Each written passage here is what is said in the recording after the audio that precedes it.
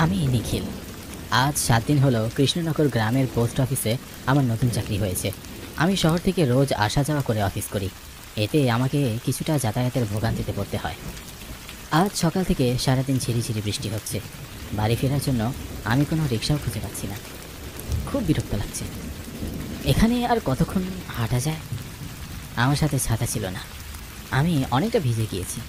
জানি না এখন অজপা লাগায় আমার পোস্টিং হলো। সামনে একটা বেল গাছ দেখে আমি বেল গাছের তলায় গিয়ে দাঁড়ালাম।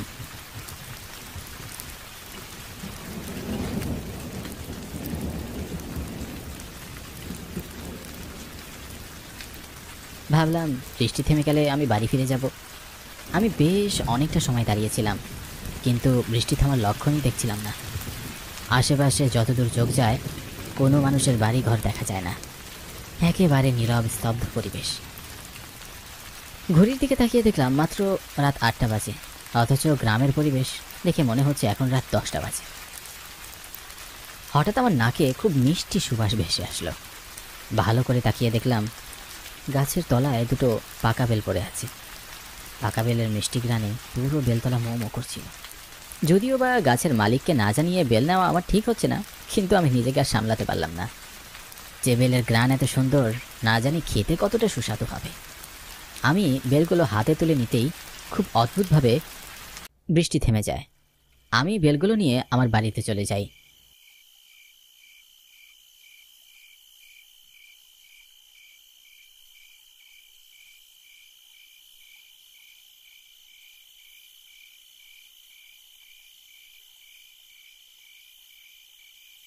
বাড়িতে এসে আমার যেন আর কিছুতেই আর তর্স হয়েছিল না।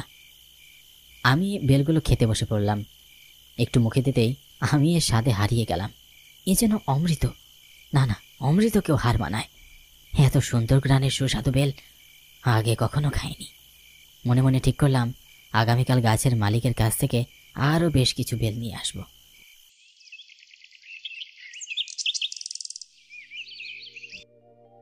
পরের দিন সকালে আমি অফিসে গিয়ে আমার কলিগ অমরেশ বাবুকে বললাম, আচ্ছা অমরেশ দাদা, এই গ্রামের বড় রাস্তার মোড়ে একটা বেল গাছ আছে, আপনি কি ওই গাছের মালিককে চেনেন? নিখিল বাবু, আপনি কোন গাছের কথা বলছেন বলুন তো? এই গ্রামে তো কোনো বেল গাছ নেই। কি বলছেন কি দাদা, আপনি এত বছর যাবত এই গ্রামে আছেন, অথচ এই বিশাল বেল গাছটা আপনি দেখতেই পেলেন না? সত্যি আপনার বয়স হয়েছে বলতে হবে। নিখিল বাবু, বুঝেছি আপনার গায়ে প্রেমের হাওয়া লেগেছে, তাই তো চোখে ভুলভাল দেখছেন। হ্যাঁ, অমরেশ বাবুর কথায় আমি আর বেশি গুরুত্ব দিলাম না। অফিস শেষ করে আমি আবারও বেলতলায় চলে আসলাম। বেলতলায় আসতে আসতে প্রায় সন্ধ্যা ঘনিয়ে এসেছে। আজ গাছের নিচে কোনো বেল পড়েছিল না, কিন্তু পাকা বেলের সুন্দর গ্রানে পুরো বেলতলা ম ম করছিল। আমি কিছু বুঝে ওঠার আগেই হঠাৎ বৃষ্টি শুরু হলো।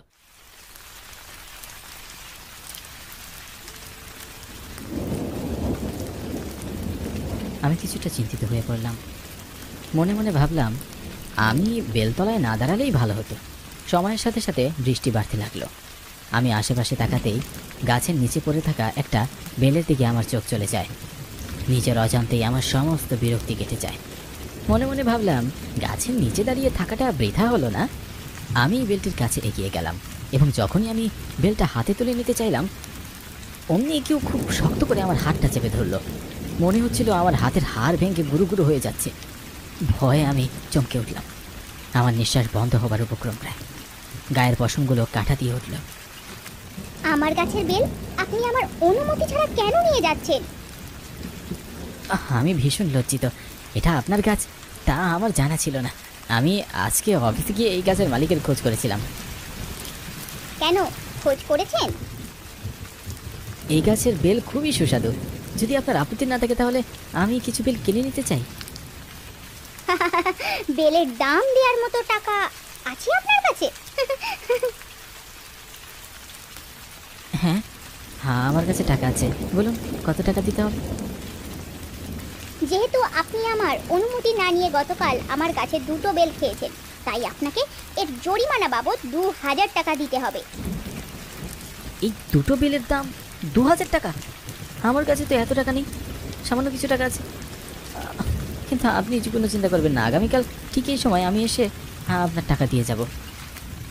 ঠিক আছে, আজকের বেলটাও নিয়ে যান। কথা বলে মেয়েটি বেলতলা থেকে চলে যাচ্ছিল। ভালো করে তাকিয়ে দেখলাম বৃষ্টি নেমে গেছে।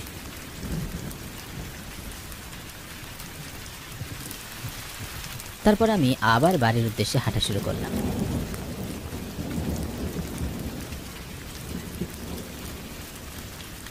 এই যা, মেয়েটির নামই তো জানা হলো না। আমি পিছনে ঘুরে তাকিয়ে মেয়েটিকে আশেপাশে কোথাও খুঁজে পেলাম না। আমি ভীষণ অবাক হয়ে যাই, এত তাড়াতাড়ি একটি মানুষ কোথায় চলে যেতে পারে।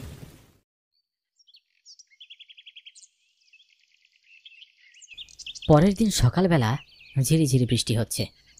আমি অফিসের সমস্ত কাজ শেষ করে সন্ধ্যায় বেলতলায় আসলাম।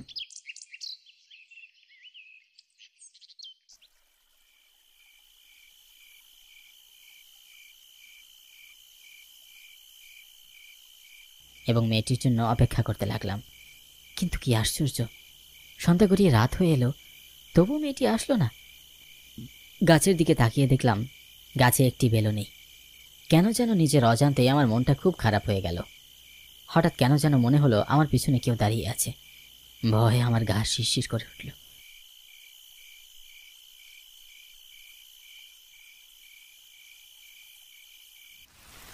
আমি চমকে পিছনে ঘুরে তাকাতেই মেয়েটি বলল, ভয় পেলেন নাকি পোস্টমাস্টার? না, তেমন কিছু না। আপনি এত দেরি করলেন যে?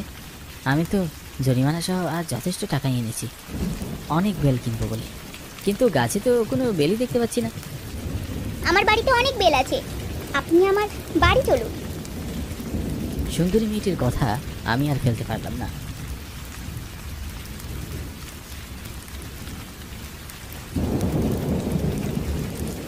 আমি মেয়েটির পিছু পিছু হাঁটছিলাম, কিন্তু কি আশ্চর্য, মেয়েটি হঠাৎ জঙ্গলের ভিতরে প্রবেশ করলো। আমি অবাক হয়ে তার পিছু হাঁটতে লাগলাম। কিছুক্ষণ পর লক্ষ্য করলাম ঝিরিঝিরি বৃষ্টিতে আমি পুরো ভিজে গেছি, কিন্তু মেয়েটির পরনের পোশাক একটুও ভেজেনি। আমি ভীষণ অবাক হলাম, কেন যেন ভয় হচ্ছিল। আমি দাঁড়িয়ে পড়লাম, আর মেয়েটি আমার দিকে তাকিয়ে কর্কশ কণ্ঠে বলল, কি হলো পোস্টমাস্টার, দাঁড়িয়ে পড়লেন যে? মেয়েটির হুঙ্কার শুনে আমি প্রচণ্ড ভয়ে চমকে উঠলাম, সেই সাথে ভীষণ অবাক হলাম বটে। মেয়েটি আমার দিকে না তাকিয়ে কেমন করে বুঝলো আমি দাঁড়িয়ে পড়েছি। মনের মধ্যে নানান প্রশ্ন ঘুরপাক খেতে লাগলো। কৌতূহলী হয়ে সাহস করে মেয়েটিকে বললাম, আচ্ছা, আমরা জঙ্গলের ভিতরে যাচ্ছি কেন? কারণ এই জঙ্গলে আমি থাকি। জঙ্গলে থাকেন মানে? এখানে তো কোনো মানুষের ঘর বাড়ি দেখতে পাচ্ছি না, আপনি এখানে একা থাকেন? ভয় লাগে না? মেয়েটি আমার প্রশ্নের কোনো উত্তর দিল না, সোজা সামনের দিকে হাঁটতে লাগলো। কেন যেন আমার প্রচণ্ড ভয় হচ্ছিল। আশেপাশে তাকিয়ে দেখলাম অন্ধকার, দুহাত সামনে কি আছে তাও বোঝা যাচ্ছে না। কিছুক্ষণ পর হু হু করে শিয়াল ডাকছে। আমার বুকের ভিতর মোচড় দিয়ে উঠছে। আমি যতই জঙ্গলের ভিতরে যাচ্ছি ততই অন্ধকার আর নীরবতা আমাকে গ্রাস করে নিচ্ছে। আমার গা ছমছম করছিল। হঠাৎ মনে হলো আমার পায়ের উপর দিয়ে সাপ যাচ্ছে। প্রচণ্ড ভয়ে আমি চিৎকার দিয়ে লাফিয়ে উঠলাম। ভালো করে তাকিয়ে দেখলাম কিছুই নেই। আমি অকারণেই ভয় পাচ্ছি মনে হয়। তারপর আমি সামনের দিকে তাকিয়ে মেয়েটিকে আর দেখতে পেলাম না। আমি ভীষণ অবাক হয়ে গেলাম। আশেপাশে তাকিয়ে মেয়েটিকে খুঁজতে লাগলাম। পোস্টমাস্টার, এই তো আমি তোমার পেছনে দাঁড়িয়ে আছি।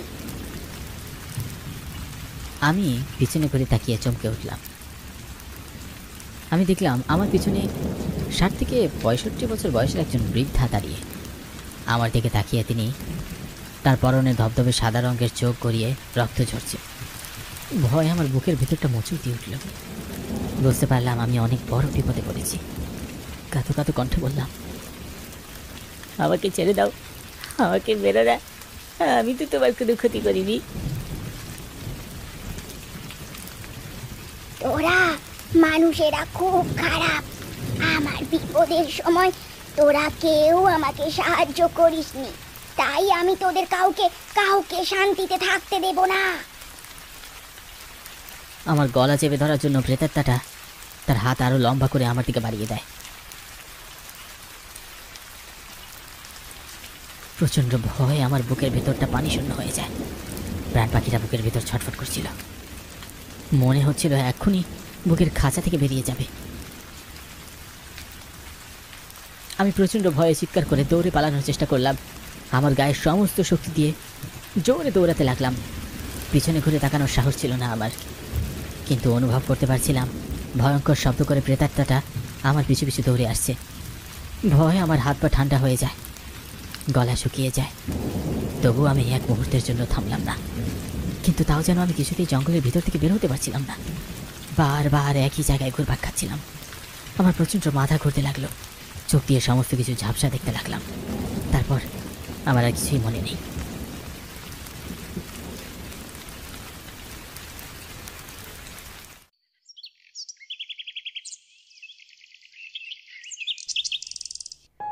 পরদিন সকালে জ্ঞান ফিরে আসার পর দেখলাম আমি একটা অচেনা জায়গায় আছি। আমার আশেপাশে দুইজন সহকর্মী দাঁড়িয়ে আছেন। আমি কোথায়? নিখিল বাবু, আমরা সকালে মর্নিং ওয়াক করতে এসে দেখি আপনি এখানে পড়ে আছেন। এখন আমাদের বলুন তো আপনার কি হয়েছিল? আপনি এখানে এভাবে পড়েছিলেন কেন? তারপর গত রাতে ঘটে যাওয়া সমস্ত ঘটনা আমি ওদের জানাই। সব শুনে শিমুল কাকা বললেন, এখন থেকে অনেক বছর আগে এই গ্রামে একজন বৃদ্ধ মহিলা বাস করতেন। জঙ্গলের পূর্ব পাশে ওনার বাড়ি ছিল। বৃদ্ধার কোনো ছেলে মেয়ে ছিল না। ওনার স্বামী মারা যাওয়ার পর উনি আরও বেশি অসহায় হয়ে পড়েন। রোজগার করার মতো কেউ ছিল না। সম্পদ বলতে বড় রাস্তার মোড়ে একটা বেল গাছ ছিল। বৃদ্ধা সেই গাছের বেল বিক্রি করে সংসার চালাতেন। কিন্তু একটা সময় বৃদ্ধা অসুস্থ হয়ে যান। বেল গাছের নিচে আসার শক্তি তার আর থাকে না। এদিকে গাছের নিচে পড়ে থাকা বেল গ্রামের মানুষেরা কুড়িয়ে নিয়ে যেত। একটা সময় বৃদ্ধা মহিলাটি বিনা চিকিৎসায় মারা যায়। যেহেতু তার বাড়ি যেতে হলে জঙ্গল পার হয়ে যেতে হয়, তাই গ্রামের কেউ সাধারণত তার বাড়িতে যেত না। ফলে মহিলাটির মৃত্যুর পর তার শেষ কাজও সম্পূর্ণ করা হয়নি। সময়ের ব্যবধানে বেলগাছটা একটা সময় মরে যায়, কিন্তু বৃদ্ধা মহিলাটির আত্মা এখনো বেলতলার আশেপাশে ঘুরে বেড়ায়। প্রায় সময় বৃষ্টির রাতে সেখানে বেল দেখা যায়, আর গাছের নিচে পড়ে থাকা বেলও দেখা যায়। যদি কোনো মানুষ সেই বেল কুড়িয়ে নেয়, তাহলে বৃদ্ধা মহিলাটির আত্মা তাকে কোনোভাবে জঙ্গলের ভিতরে নিয়ে যায় হত্যা করার চেষ্টা করে। ভগবানের কৃপায় তুমি বেঁচে গেছো। সমস্ত ঘটনা শুনে আমার গায়ের লোম কাটা দিয়ে ওঠে। পুরো ঘটনা আমার কাছে ভয়ঙ্কর দুঃস্বপ্ন মনে হচ্ছিল। আমি নির্বাক হয়ে তাকিয়ে রইলাম এবং সেদিনই আমি চাকরি ছেড়ে দিয়ে সেই গ্রাম থেকে চলে গেলাম।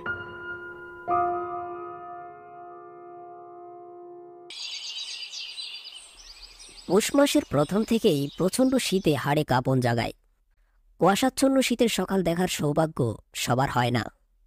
ভোরের প্রচণ্ড শীতে বেশ কিছু বেলা পর্যন্ত ল্যাপের নিচে আয়েসেই ঘুমোচ্ছিলাম। এমন সময় ফোনে কল এলো। কল রিসিভ করা মাত্র ফোনের ওপাশ থেকে মামার কণ্ঠ। হ্যালো মামা, কেমন আছো? হ্যাঁ রে, আমি অনেক ভালো আছি। তোর কি অবস্থা?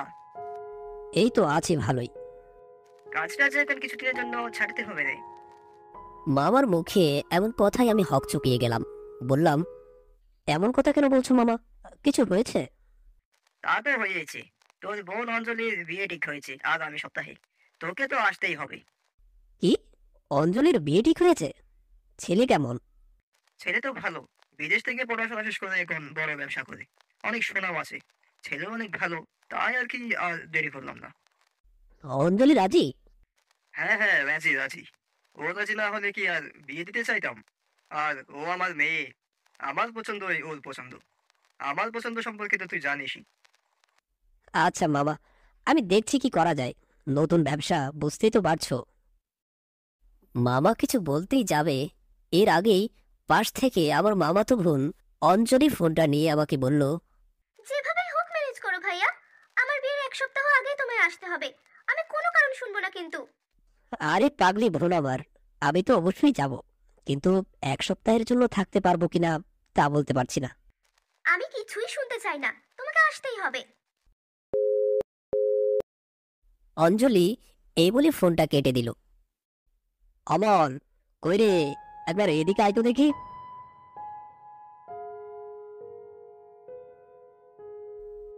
আগে বলুন দাদা, কিছু লাগবে? না না, কিছু লাগবে না। হিতেশ কোথায়? ওকে কোথাও দেখছি না যে। ও তো আমাদের জন্য দুপুরের খাবার আনতে গেছে। ও আচ্ছা, শোন, আজ আমার একটু আবার গ্রামে যেতে হবে। একটা জরুরি কাজ পড়ে গেছে বুঝলি। আমি একটু পরে বেরোবো, ফিরতে হয়তো 4-5 দিন মতো সময় লাগতে পারে। ততদিন তোরা এদিকটা একটু সামলে নিতে পারবি তো? আপনি কিছু চিন্তা করবেন না দাদা, আমরা ঠিক সামলে নেব। আচ্ছা ঠিক আছে, রাতে তাড়াতাড়ি হিসেব শেষ করে বাড়ি চলে যাস। হিতেশ হয়তো খাবার নিয়ে ফিরতে ফিরতে দেরি হতে পারে, এদিকে ট্রেনেরও সময় হয়ে এসেছে। আচ্ছা আমি চললাম। আমার মামা বাড়ি জয়দেবপুর নামের ছোট্ট একটি গ্রামে, যা এখান থেকে অনেকটাই দূরে। মামা বলেছে যেন সন্ধ্যার আগেই পৌঁছে যায়। সকাল সকালই বেরোতে চেয়েছিলাম, কিন্তু সব কাজ গুছিয়ে বেরোতে গিয়ে একটু দেরি হয়ে গেল। তড়িঘড়ি করে একটা রিক্সা করে পৌঁছে গেলাম স্টেশনে। দেখি ট্রেন আগে ভাগে প্ল্যাটফর্মে দাঁড়িয়ে। তাড়াহুড়ো করে একটা টিকিট নিয়ে ট্রেনে উঠে পড়লাম। ঝকঝক শব্দে ট্রেন ছুটে চলল।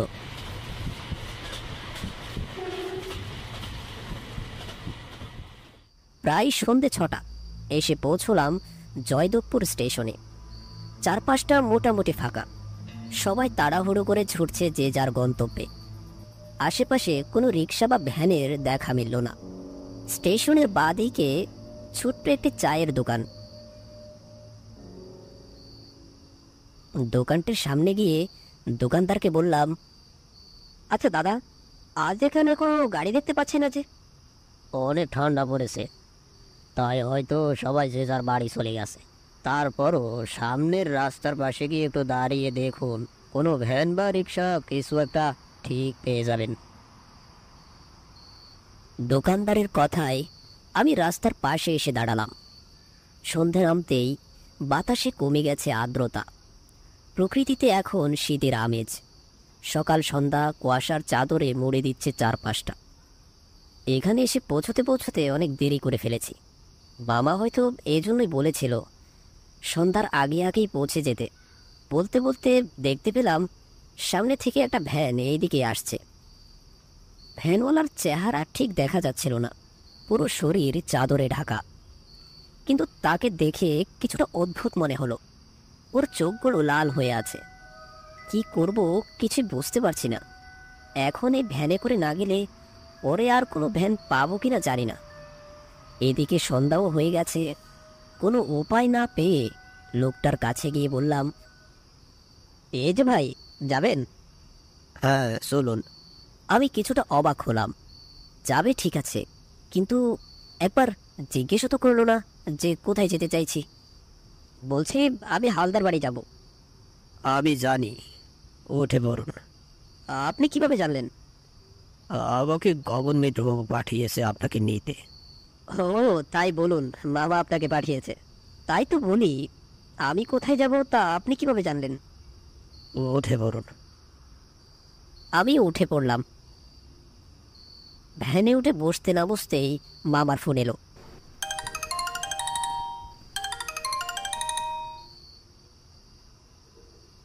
কি রে সুমন্ত, গাড়ি পেয়েছিস? হ্যাঁ মামা, তোমার পাঠানো ভ্যানেই আসছি। হ্যালো। হ্যালো হ্যালো মামা, শুনতে পাচ্ছি না। যা, কেটে গেল। গ্রামের এই এক সমস্যা, দু কথা বলতে না বলতে নেটওয়ার্ক থাকে না। যাক বাবা, এখন ভালোই ভালোই পৌঁছে যেতে পারলেই নিশ্চিন্ত। অনেক ক্লান্ত লাগছে। অনেকটা পথ গেলাম, কিন্তু আশেপাশে একটাও মানুষ নেই। মানুষ তো দূর, একটা প্রাণীও দেখতে পেলাম না। গ্রামে অনেকদিন ধরেই আসা হয় না। অনেকটা পথ চুপ করেই রইলাম। সময়ও কাটছে না, আর পৌঁছতেও কিছুটা সময় লাগবে। তাই ভ্যানওয়ালাকে জিজ্ঞেস করলাম, আপনার বাড়ি বুঝি এখানেই? উনি আমার কথার কোনো জবাব দিলেন না। আমি আবারও একই প্রশ্ন করলাম, এবারও উনি চুপ করেই থাকলেন। কিছুক্ষণ পর বললেন, হ্যাঁ, আমি এখানেই থাকি। আপনার বাড়িতে কে কে আছেন? কেউ নেই, আমি একাই থাকি। ভ্যানওয়ালার কণ্ঠটা অনেক গম্ভীর। আমি আর কথা বাড়ালাম না। ভাবলাম আমার সাথে কথা বলতে হয়তো ওনার ভালো লাগছে না, তাই চুপ করেই রইলাম। কিছুক্ষণ পর একটা ঘরের সামনে এসে গাড়ি থামলো। ভ্যানওয়ালা আমাকে বলল, আপনি এখানে বসুন, আমি একটু পরে আসছি। আর হ্যাঁ, ভুল করেও ভ্যান থেকে নামবেন না। আরে, এই মাঝ রাস্তায় ভ্যান দাঁড় করে আপনি কোথায় যাচ্ছেন? উনি আমার কথার কোনো জবাব দিলেন না। আমি কিছু বলতেই যাব, তার আগেই উনি সে ঘরে ঢুকে পড়লেন। এই ভ্যান চালককে প্রথম থেকেই আমার কেমন যেন অদ্ভুত লাগছে। মামা এ কাকে পাঠালো আমাকে নিতে, আর উনি হঠাৎ গাড়ি থামিয়ে এই ঘরেই বা কেন ঢুকে পড়ল? ভ্যানওয়ালা চলে যাওয়ার পর আমি কিছুক্ষণ গাড়িতেই বসে রইলাম। একটু একটু ভয়ও করছিল। আমি ভ্যান থেকে নেমে সে বাড়ির সামনে গেলাম। বাড়িটা দেখে মনে হলো না এখানে কেউ থাকতে পারে। ভাবলাম হয়তো ভ্যানওয়ালা এই বাড়িতে থাকে। তাই আমি দরজা খুলে সেই ঘরের ভেতরে প্রবেশ করলাম। দরজা খুলতেই একটা লম্বা গলি, তার দুপাশে দুটো ঘর। আমি ডান দিকের ঘরটাতে প্রবেশ করলাম। সেখানে একটা খাট ছাড়া আর তেমন কিছুই চোখে পড়ল না। কিছু একটা খটখট শব্দ পেয়ে আমি ঘাড় ফিরিয়ে উপরে তাকালাম। খেয়াল করলাম উপরের সিলিং ফ্যানটি নড়বড়ে অবস্থায় ঝুলছে, মনে হয় এখনই পড়বে। আমি দ্রুত সেখান থেকে সরে গেলাম। পরক্ষণেই ফ্যানটি খুলে পড়ল মাটিতে। আমি কিছুটা আতঙ্কিত হয়ে গেলাম। তারপর আমি বাঁদিকের ঘরটিতে ঢুকতেই যাব, তখনই সেখানে দেখতে পেলাম একজন মধ্যবয়স্কা মহিলা অসাড় হয়ে বিছানায় শুয়ে কাতরাচ্ছেন। তার অস্ফুট কণ্ঠে গোঙানির শব্দ স্পষ্ট শুনতে পাচ্ছিলাম। তার চোখের নিচে কালো দাগ থেকে বোঝাই যায় অনেকদিন থেকে বিছানায় পড়ে আছে। অস্পষ্ট কণ্ঠে কিছু একটা বলতে চেয়েও বলতে পারলেন না। চোখ দুটো ক্ষণিকের জন্য খুলেই আবার বুঝে এলো। তার পাশেই মলিন চেহারায় বসে আছে তার স্বামী, অর্থাৎ সেই ভ্যানওয়ালা। স্ত্রীর এমন দুরবস্থা দেখে তার চোখ বেয়ে এক ফোঁটা জল গড়িয়ে পড়ল মাটিতে। এমন এক আবেগঘন পরিস্থিতিতে পড়ে আমিও নির্বাক হয়ে গেলাম। লোকটি বলল, তোমার খুব কষ্ট হচ্ছে তাই না? তুমি কিছুটা চিন্তা করো না বউ, আমি তোমার কিচ্ছু হতে দেবো না। আমি এক্ষুনি দোকান থেকে ওষুধ নিয়ে আসছি। লোকটি কথা শেষ করে বেরিয়ে আসতেই আমাকে দেখে একটু অবাক হয়ে বলল, সে কি, আপনি এখানে? আসলে আমি এতক্ষণ গাড়িতেই ছিলাম। অনেকক্ষণ হয়ে গেল আপনি আসছিলেন না, তাই আর কি। আমায় মাফ করবেন। আচ্ছা, চলুন, আমার একটু ওষুধ কেনার আছে। হ্যাঁ হ্যাঁ, চলুন চলুন। আমি তার সাথে গিয়ে ভ্যানে বসলাম। লোকটি ভ্যান চালাতে শুরু করলো। ঘড়িতে তখন রাত 8টা। গ্রামের পথে অন্ধকার আরও জমাট বাঁধতে শুরু করেছে।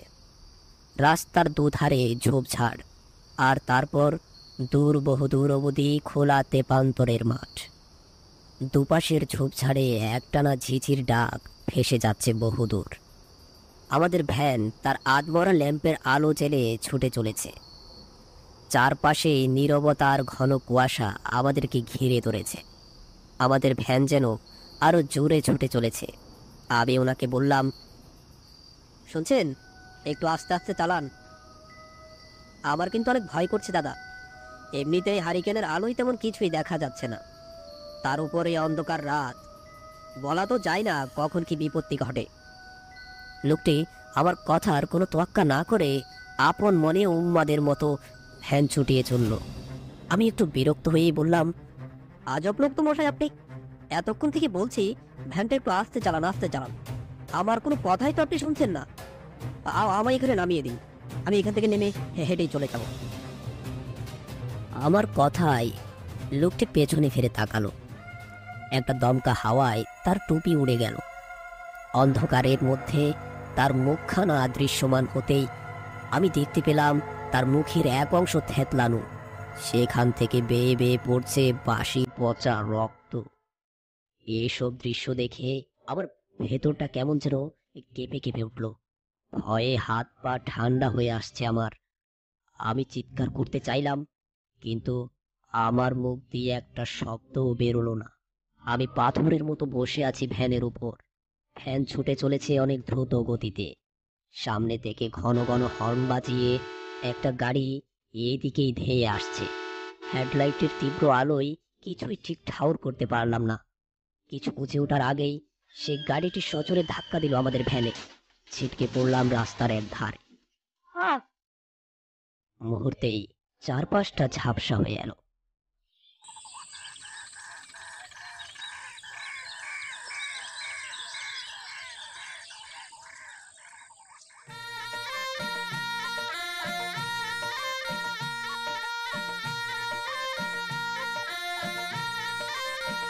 অনেক ধুমধাম করেই অঞ্চলের বিয়ের আয়োজন শুরু হলো।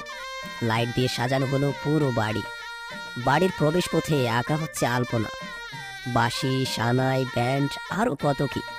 আয়োজনের কোনো কমতি নেই। তবে এই আয়োজনে যে আমি অংশীদার হতে পারবো তা ভাবিনি।